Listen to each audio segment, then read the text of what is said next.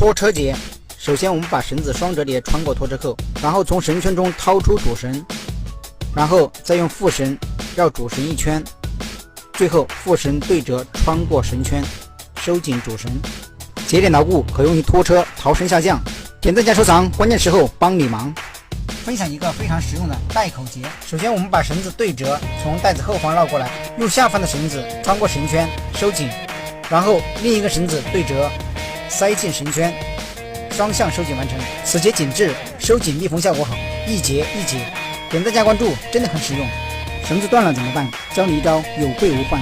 首先我们把左绳打一个圈，绳头压在下面，然后右绳打一个圈，绳头在上面，再用右绳圈套住左绳圈。这时候我们用左边的绳头从绳洞穿下去，再用右边的绳头从下面穿上来，最后收紧完成。这样的对接，绳子断了也不开。你说留掰不留掰？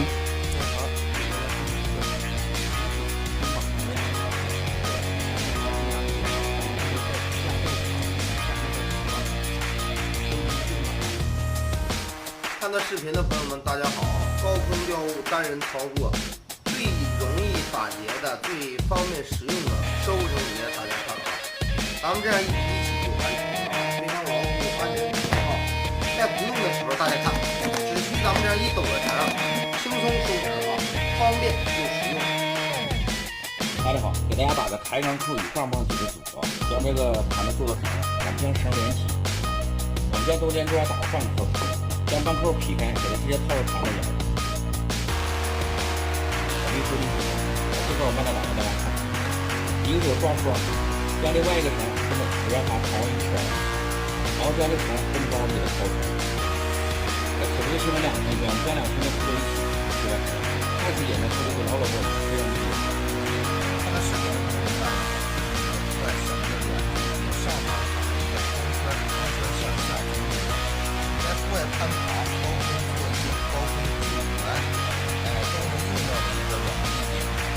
看到视频的朋友们，大家好，大家看一下啊，这是一个秋千结、架板结，结法简单，方便实用啊。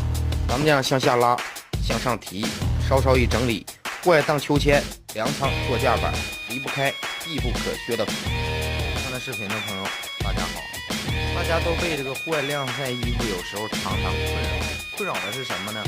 咱们呢晾衣服的时候，风大容易把这个衣服刮掉、刮跑、刮散。